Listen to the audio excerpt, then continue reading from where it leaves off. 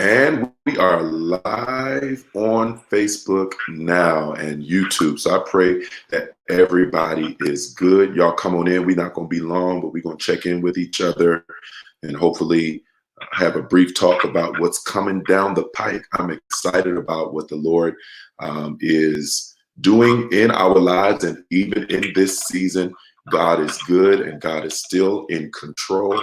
So y'all come on in. I'm sharing this to my social media. And since I've heard from everybody on the conference call line, I'm going to go ahead and mute that. But if y'all will just come on in, and those of you who are on social media, go ahead and share this so we can have a little conversation this morning. Having a little conversation. I'm excited about tomorrow's worship experience, and I am truly looking forward to what God is going to do in and through us over the next few weeks. And we know that there's a lot going on still, but we trust God. Check in with me. Let's see, getting my social media stuff together here. Amen. We still got people coming in on the line. So y'all come on in. I'm about to mute the phones real quick. Entry and exit tones are off. Hopefully everybody is well. All participants are muted and they can unmute themselves. Good morning, good morning, good morning to everyone. As you come in and you're a member of the Victory Center, you're a partner of Hope Fellowship, we greet you, and to all of you on social media that are joining us this morning online and you just peeking in with us. We are so glad that you have joined us this morning for our Saturday morning brunch check-in. I don't have any brunch in front of me, but I got water. So I have not yet eaten breakfast. I slept in a little later than normal, and so I haven't even been to work out yet. I'm going to go do my 3-mile run, jog, walk this morning, and then try to find something to eat. I'm excited, y'all. Part of the reason I'm excited is that I am already down like 6 pounds. Right. So I'm down 6 pounds. I'm not trying to get skinny, but I was, as you all know, trying to make sure that we get this belly together. This belly right here. We're getting that together, right? So we can be fit and in shape so we can live healthy lives. So as you come in this morning, greet me. Cindy, good morning. Francis, good morning. Lakeisha, good morning. Minister Tangela, good morning. Shayna, good morning. Takara, good morning. Good morning. Good morning. Y'all come on in. Good morning. What y'all had for breakfast this morning? While we getting everybody in, what did y'all eat? I want to see. Y'all had waffles, chicken and waffles, fish and grits. Y'all can tell I'm hungry. I am. I'm hungry. Fish and grits. What else? What else do people eat for breakfast? Eggs Benedict. What else? So y'all tell me, come on now, come on in. Let me know what y'all had for breakfast. You know, some of y'all got husbands and children and wives and stuff. So y'all need to be treating people. Y'all like, listen, we've been cooking more in the last 4 weeks than we cooked in the last 4 years past. You better leave us alone. So y'all come on in. Got some stuff I want to share with you even before worship service tomorrow. This is our Saturday morning brunch chat. Next week, if we're still brunching, I might actually have my brunch in front of me next week so y'all can see what I made for breakfast and y'all can grade me. Y'all may not be able to taste it, but y'all can at least grade it on aesthetics, right? So y'all come on in. If you're a guest and this is your first time, let us know that. Let us know that it's your first time coming in and checking in with us. This is Hope Fellowship Church. I'm the proud, excited pastor of Hope Fellowship Church, and really do this on Saturday mornings just so that we can have a few minutes to hang out with each other. So if you're coming in and you're a member of Hope and you know you got Hope members connected to your social media, I need you to go ahead and share this broadcast. Those of you who are guests and joining in with us just for the fun, we typically have very riveting, I think, exciting discussions on Saturday morning. Sometimes it's me rambling until we get to something that the Lord really wants us to dig into.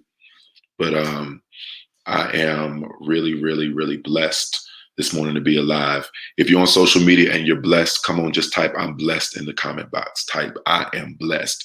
Last week, we met our goal for our YouTube channel. We wanted to have 100 persons subscribed by the end of the week for our Hope Fellowship YouTube channel. And right now we're at 115. And we said that we wanted 150 people to subscribe to our YouTube channel by the end of the week. We have 700 members or more on our rolls. And so it should be really, really easy. And for those of you who are interested and want to take a good peek at us, YouTube, Facebook, Instagram are great places for you to go to kind of check out what we're about. At Hope Fellowship, we're about reaching, connecting, growing, and serving. That's our blueprint: reaching, connecting, growing, and serving. We believe in personal transformation and being a light to this world. And this is the time, if any time. Bless you, Pastor Karen. Good to see you on. Pastor Karen Ardoin is on with us this morning. Hey, Rose Bailey, Mother Mamie, bless you. I'm so excited. So if you haven't gone to follow us yet on YouTube, open up another tab on your computer screen or toggle out on your phone. Go to Hope Fellowship The Victory Center.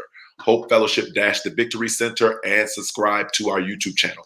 For those of you who have been having some issues with buffering and stuff on Facebook, we also stream our worship services to YouTube as well. So you can watch either on Facebook or on YouTube or via the church's website. So know that you're 3 means right now where you can watch live anything that we're doing in terms of worship: Facebook, YouTube, and via the church's website. If you go to www.hopefellowship.org and you click on that virtual church link, it says enter here, you'll be able to see everything. We got the first time visitor card, prayer request card, all of those things. And so we are praying. I want you all to be praying for one of the, I call her my cousin. We're not biologically related, but we grew up together literally in the same home church. And you know how that is when you're family. Her name is Tiana Hemphill. Tiana Hemphill. She lost her husband tragically yesterday in Baltimore, Maryland. And I want us to be in prayer for Tiana as she moves through this time. They had a 2-year-old toddler, I believe 2 or 3-year-old, and it's just a terrible situation there. So be in prayer for my girl Tiana. Let's continue to be in prayer for all those persons who are dealing with grief and loss. So many lives lost through this coronavirus crisis, but we know that God is yet on the throne and in control, and that we remain vigilant. And I'm going to talk about that, remaining vigilant. We remain vigilant, and if we continue to exercise caution, restraint, and wisdom, we will get through this in God's timing. The timing of God is always different than the timing of man, because the only way that we measure time is through chronology: moments, minutes, seconds, days, hours, weeks, months, years, decades, centennials, so on and so forth. But in God's timing, there is no chronology in the timing of God, which is why God is so amazing, is that God knows how to function along with us in time while remaining outside of the boundaries of time. God cannot be limited. And because of that, we are measuring how long we've been in the house, and God has an overall plan in time and beyond time that we have not yet been given all of the information, the insight concerning. So all we can do is wait. That's why Job said all of the days of his appointed time will he wait until his change comes, because change is coming. Change is coming. Change is coming. But even when change comes, even when we are released back into the world, things as they were will not be what they will be. We will have to find out and work our way to whatever the new normal is. But even in the midst of new normals, we trust God, that God is still the God who moves us from faith to faith and glory to glory. So whatever is coming will be greater than what's been. And we have to believe that. We have to believe that with our whole heart. Somebody ought to just type in the comment box, greater is on the way. I'm going to type that in. Greater is on the way. In God's time, we will be able to see that again. God works all things together for good to them that love God and are the called according to God's purpose. Do you believe that this morning? Do you believe? Sometimes it's hard to believe. I'm telling you, and even for those of us who preach and teach and pastor and lead, it would be disingenuous of us to present ourselves as if we don't have those moments where we are challenged in our faith, and when our flesh gets weak and we get tired and we get weary and we get worn down.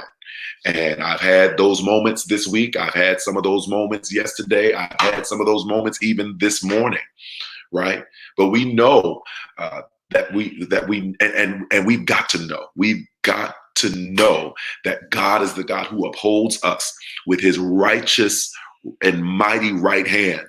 And so those who dwell in his secret place will abide under the shadow of the Almighty. So God's got us. Somebody type that in there. God's got me. God's got me. God's got me. Why do I come here every Saturday? I come here on Saturdays. It's strategic because Saturdays, typically the day we go out and about, we have our fun and we go hither and thither. And then we come home and get ready for worship to go to the sanctuary on Sunday. And so, I don't want that discouragement and that disenchantment to sit on you. So I connect with us on Saturdays to say, hey, even if you're in the house, even if you're out in the lawn, walking around the neighborhood, you can still have the joy of the Lord down in your soul, and that you can still greet each day with the attitude of David, who said in Psalms 118, this is the day that the Lord has made, and I will rejoice and be glad in it. So listen, I'm not going to hold you long, but we got about 46 people on. I want y'all to share this broadcast if you don't mind, because I am going to say a few things regarding some of the happenings that we have seen in the world this week. So if y'all on the count of three, let's see who's going to do it. Let's see who's going to do it. On the count of three, let's see who's going to share. 1, 2, 3. Come on, share it for me. Share it for me. And when you share it, say, Pastor, I shared it. So get off my nerve. Get off my nerves. Even I'm on the producer's nerves. They were putting it in there in the lower thirds. So this week, it was announced this week by the President of the United States of America, a plan to reopen the country. And this is not, I'm not using Facebook and YouTube as a political platform, but I will say this. I'm not big on politics personally. It's not, I don't enjoy the political world, but I will say this. As a pastor, I have to be attuned and aware of the political climate, so that as one that God has enabled and charged to prophesy and to decree and to declare the word of the Lord in this current hour, I'm able to do that intelligently and with some level of sophistication. So I do need us to understand that what was laid out by the White House and Dr. Fauci and Dr. Birx was a suggested plan. It was a suggested plan for phased reopening. Okay. I need us not to, as much sense as it may make on the surface, I need us to realize some very important things. Okay. We have 327 million people in America. And I believe not even 1% of those as of yet have been tested for COVID-19. So we are in a testing crisis, okay? COVID-19 in the bloodstream can be within a person's bloodstream for 3 to 4 weeks and they show no symptoms. The average person infects at least 3 people. A person can go the whole time of having COVID-19 and never show any symptoms and get sick. So the real answer to being able to flatten, and not just flatten the curve, but to really deal with the crisis, is testing. So I need us not to be jumping at the bit talking about, ooh, it's time to reopen. It's time to get back to normal. It's time for us to get back to school. It's time for us to get back to church. All the things we really want to do. And I believe it's Deuteronomy chapter 30, where we are encouraged to choose life, right? So I need us to choose life. Right now, if we're going to choose life and health, regardless as to what has been said about states reopening. And again, I understand the economy, the economy is suffering, and many of us have been affected by the downward turn in the economy. Some have been laid off of their jobs or furloughed or taken leave of absence. And, we feel we feel for those who have really come into financial hardship as a result of this. But human life has to mean more than economic life. Human life has to mean more than economic life, and human life has to mean more than ecclesiastical life. And so, as I said last Saturday, and I will say over and over and over again, God, there's nothing that happens, if we truly ascribe to the fact that there's nothing that happens in our lives that is beyond the knowledge or the will of God in some way, shape, or form, then we have to acknowledge that this season and this time away from the sanctuary was purposed and purposeful. So we need to kind of lean in to listening and hearing what the Lord would say to us before we rush to a return. So I don't want to burst anyone's bubble this morning, but the reality is that we still may be 4 to 6 weeks away from returning to church. And when we return to church, as you've looked at the plan, I'm sure some of you have, we're going back to 50 people or less in the room. So we'll be having 4 Sunday morning services, 1 at Hope North and Flagler, and 3 in Hope Daytona, where 50 persons or less are going to be in the sanctuary, seated at a social distance. We will most likely continue doing Bible study online via live, and we'll have our classes, we'll register, we'll have different Zooms or however we do that, whether Facebook groups or Zooms, so that people can join into their life groups and their growth groups with their teachers and their facilitators every week, but do so from the comfort and safety of their own homes. So we're having to retool and to re-strategize, and across the whole body of Christ. And it's very interesting. I've been watching a lot of different conversations between people who are struggling with this whole idea of making adjustments. But it's not that we are submitting, or shall I say, relinquishing the divine order to the human order, but we have to realize that when God shifts, we got to shift with God. Right. And so I really want to thank all of you who have been following this ministry and following my ministry, both the church and my personal ministry. I want to thank you for making the shift. You all have been doing an excellent job and continuing to support the ministry with your presence.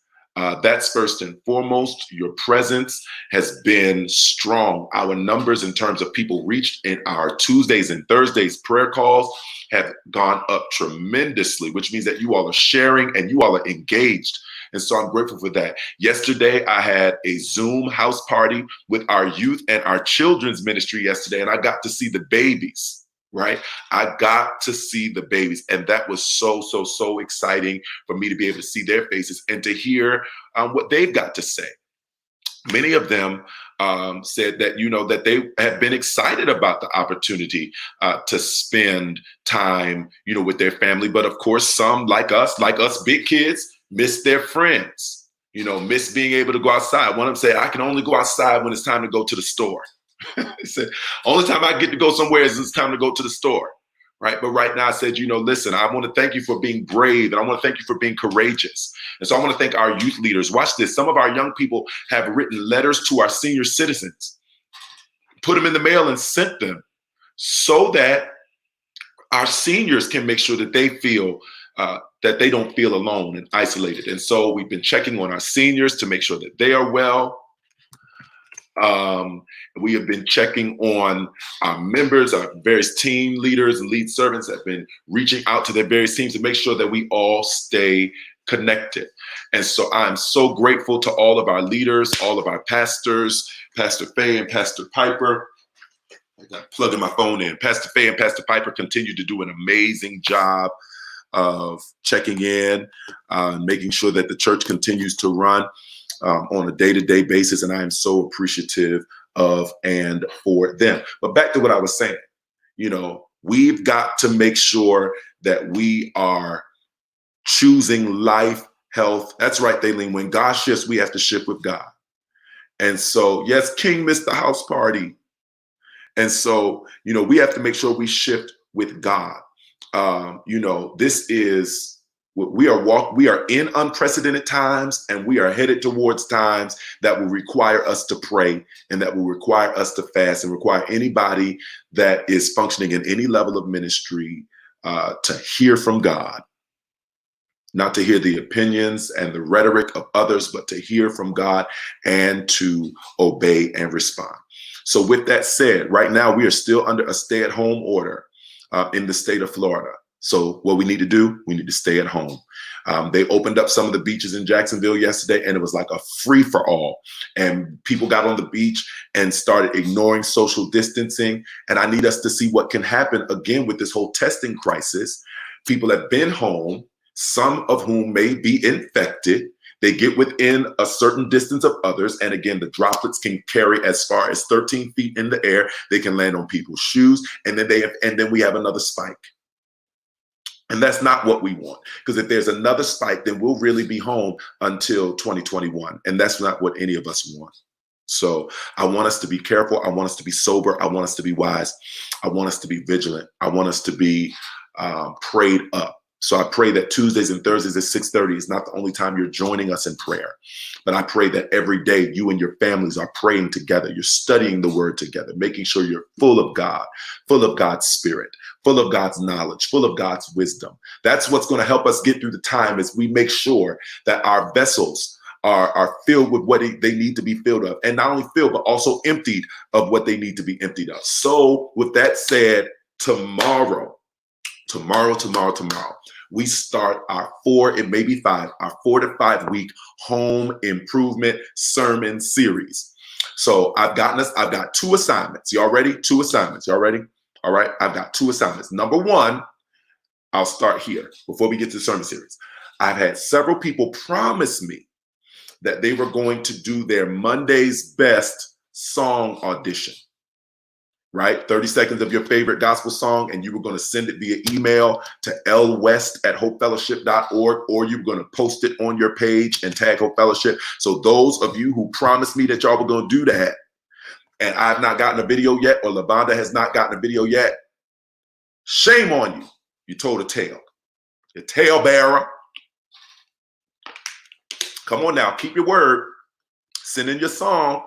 Send it in. Post it on your social media, tag the church, and then on Monday we are going to post. I believe I forget which day it was. Don't quote me. But one of these days this week we are going to post them all, and whoever gets the most likes and the most views is going to be the winner. You don't even have to be a member of our church. So if you're just joining in to chill with us this morning, we're having Monday's Best, right? And so what's Monday's Best? It's for those who can sing, think they can sing, and know they can't sing. All 3 categories. If you can sing and you can sing real good, if you think you can sing and you sing all right, or if you can't sing at all, we're going to join together for our gospel karaoke challenge.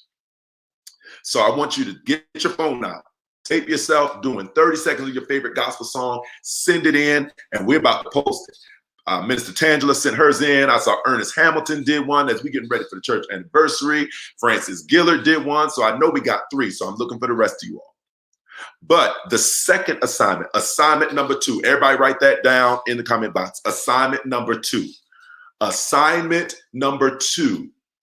is, as we prepare, Judge Joan Anthony, a judge to be Joan Anthony said we will not get hers. You're working on it, Thaleen? That's right. Yes, we need it. We need it soon. All right.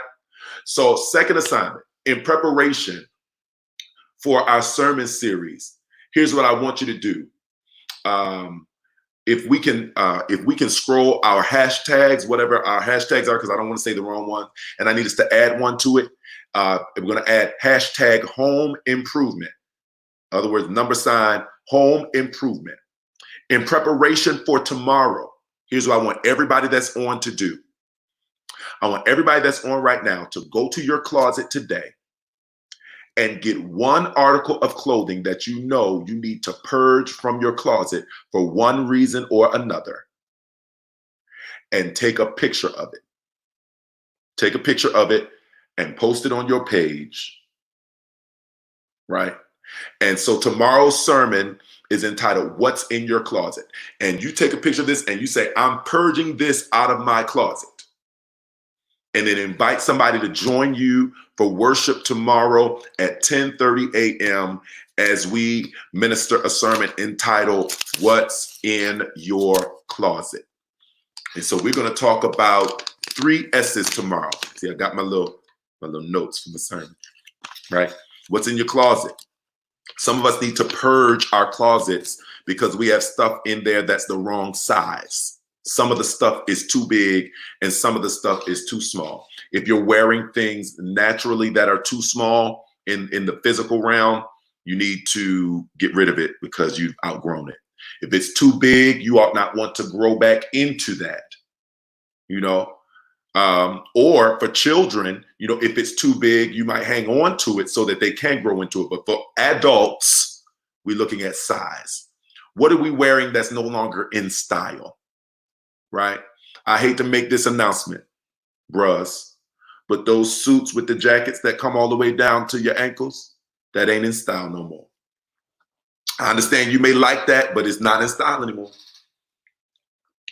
You know, that season. Somebody ought to type in the comment box, it's not the season. It's not that season no more. You know, y'all remember them zoot suit days? Electric blue jacket, the quartet singer suits. They had the electric blue jacket, the vest, the pants with that satin type material. Then the shoes would be the satin type material. They got the blue sock, and then they had the hat with the come on, it's not the season. So what do you need to purge that's no longer in style? But then I found something in my closet that had a permanent stain on it, but it was something I liked, but it was completely stained. And certain things that are stained, you got to get rid of.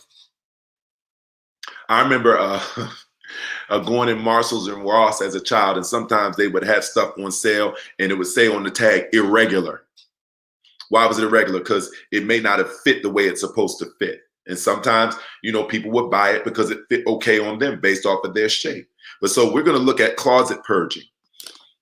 We're going to look at it in the natural, but then we're going to look at it in the spirit. What do we need to purge? What do we need to get rid of because of the style, because of the season, the stains, and the size? And so we're going to look at that tomorrow in worship. And I want you to be there. I want you to be prepared. So go online today, take a picture of something you know you need to purge. And here's the crazy thing, y'all. Come on, let's be honest. How many of y'all got shoe boxes all over your closet and you don't even keep your shoes in your shoe box? Listen, I have two huge closets between 2 places. So I'm like, God, I got all these shoe boxes, no shoes in them. And once I got through purging one of my closets, I'm like, where is everything else? I have a clean closet. I got a lot of space, but I had to get rid of stuff that I knew I would never wear again. And some of y'all got stuff in your closet you don't even like. You don't even like, you bought it, but you don't even like it. Why are you holding on to it? And so then during the week, here's what I'm going to ask you to do because it's home improvement. So some people are talking about the fact that they are bored. So there's no reason for you to be bored this week because you got homework. So today's homework is that you're going to go and you're going to find one article of clothing and you're going to post it. Hey, I'm purging this as we get ready for home improvement. Tomorrow's sermon, what's in your closet? Make sure you tag me. If you do it on Facebook, tag not only the church, but tag me. I want to be connected to you. Yes, tag me. John Paul McGee on Facebook and on Instagram at the @ I am JP McGee. Again, that's I am JP McGee. Tag me. I want to see. I want to see what it is you're getting rid of. But this week, our home improvement project will be closet purging. That is your physical at-home project for this week. Purging your closet. Getting rid of shoes. If you haven't worn it in 6 months to a year, most likely you're not going to wear it. Right? So shoes, coats, clothes. I found, never mind. When I was at Emory and I was doing my master's program, each year I had to play a pipe organ at their annual Halloween organ concert. And so I found my old Halloween costumes in there. I'm like, I'm not wearing this no more. So This week's project is going to be purchased. And so Pastor, what do you want us to do with the clothes? Take them to the Goodwill? No. Take them to the Salvation Army? No. Here's what I want us to do with the clothes. Pastor Faye Dadsey and Victorious Life Ministries. We have partnered with them a few years ago to send materials for their annual giveaway. And this year, we're going to send them with the clothes that we collect. So I want you to get them out, make sure they're clean, because sometimes y'all hang up stuff and it ain't clean. Make sure they're clean, put them in bags, put them in suitcases, and then we will give you the day, date, and time where you can drop those clothes off so that we can be a blessing to persons as they prepare to go back to school in the fall, and to persons who are in need. And not only that, I believe we're going to have a surplus, and we're going to be able to not just do one I think she's going to Wilmington, Delaware this year. They're going to Wilmington, Delaware this year. We're not going to do it there, but I believe that God's going to give us a type of surplus where we can do it right here in Daytona Beach, where we can be a blessing to people who are in need. That is what God has called us to do. So we'll get you those dates. And also, she's going to open it up because we are partners. This is partnering. This is partnering. So those who want to go to Wilmington to be a part of the giveaway, we're going to do this as a short-term mission trip. What's a short-term mission trip, Pastor? A short-term mission trip is where you go somewhere for a couple of days and you come back. So it's not long-term going overseas, but it's taking a trip, taking a road trip, getting in vans or however we need to do that, even still respecting social distancing, provided we're able to do that by late July, early August. And we're going to go and we're going to be a blessing to people. Okay, that's what this is about. But we're going to start with this home improvement and make some room in your closet, bruh. Make some room in your closet, sis. Right? Stop looking at the stuff you say, oh, I remember when I can fit that. You can't fit it. You won't fit it no more. Get rid of it. Right? And let somebody else use it that will be that will be blessed by what the Lord has given you. This coming Wednesday at 7 p.m., our women's group will be meeting, and that information, the Zoom information, will be sent out via email. But our women's group will be meeting to do the check-in. So all of the women of hope, calling all women of hope, we want you all to gather on Zoom. Pastor Piper and Pastor Faye are going to meet you all. They have a powerful word that they're going to share with you this Wednesday. Right? Because we are staying connected. That's so important. That is so important that we stay connected, that we stay with one each other. Let's stay together, whether near or far. Is that right? No. Whether good or bad, happy or sad. Yes. Let's stay together, y'all. We got to stay together. So tomorrow morning, 10:30 a.m., 1 hour of worship, 10:30 a.m. until 11:30 a.m. Be at your computer, be in front of your TV screen. We sent out some ways that help you to engage. Get your TV screen out. It's going to be great tomorrow. The Lord is going to meet us in the word. He's going to meet us in the worship. And so I want everybody to be a part. Won't you continue, though? I'm so thankful to those of you who continue to support the ministry of Hope Fellowship Church in your giving. I want to thank those of you who have continued to be a blessing to me personally, sowing into me as well. I thank God for you. I thank God for that sacrifice. It continues to allow me to do ministry in not just through the Hope Fellowship mechanisms, but all the other ways that the Lord has anointed me to do so. And so I am so grateful for all of you and your continued sacrifice. So here's what I want you to do. I want you to have a great day. I want you to get a head start on your homework. Let's get this home improvement stuff. So this week is about purging, and I'm looking forward to sharing that message with you tomorrow. I believe that's pretty much all I wanted to say. Listen, it's not supposed to be a long time. I just wanted to come and check in with everybody to make sure that you are well. Also, let me announce this before I get in trouble. For those of you who have been asking, when can you come? Two things. When can you come and drop off your offering? The only day of the week where we have personnel on campus is Tuesday. Tuesdays from 9 a.m. until 1 p.m. If you want to drop off your offering to the church, you can, because those are the days where we have our feeding programs for the community. And so we're feeding through our food pantry, at 1200 9th Street. Fresh groceries to everybody who comes through and fills out the application process. So we're grateful for Deacon Shan Jordan and her team, Sister Mary Gibson, and all those who are involved in that.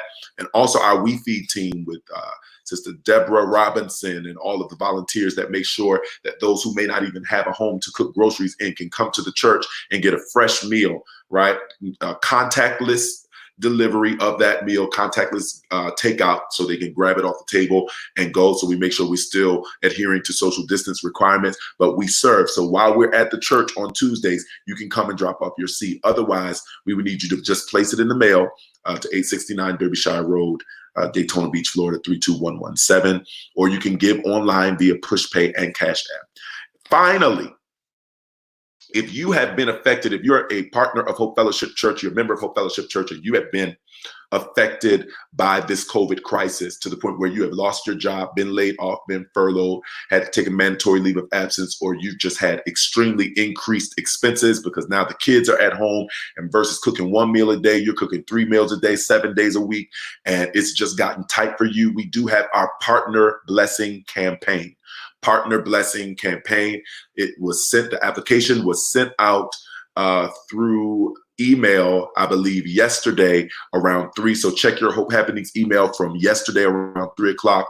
It has all of the ways where you can apply for that. If you have any questions, you can call the church and you can leave a message. But we want to be a blessing to those who have been affected by the crisis in your finances. And so because of the generosity of the people of God, because of the generosity of the family of Hope, we're in a position where we can offer that opportunity weekly, just a small percentage of that which comes in to just be a blessing to one of our family members. And God's going to bless us so that we can be a random blessing, not only to church members, but to those who aren't even members of our church, and just be able to sow with random acts of kindness. As a matter of fact, he's already blessed us that way because of you and me, sisters and brothers. We're members of the body of Christ. So when God lays it on your heart to share something with somebody, to send a cash app, $10, $15 here or there, to give somebody that you see that's homeless on the street something to eat, the Bible says that when we've done it to the least of these, then we've done it unto him.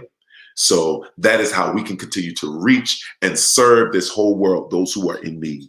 To serve this present age, Charles Wesley said, our calling to fulfill. Oh, may it all our powers engage to do the master's will. So guess what? I love you.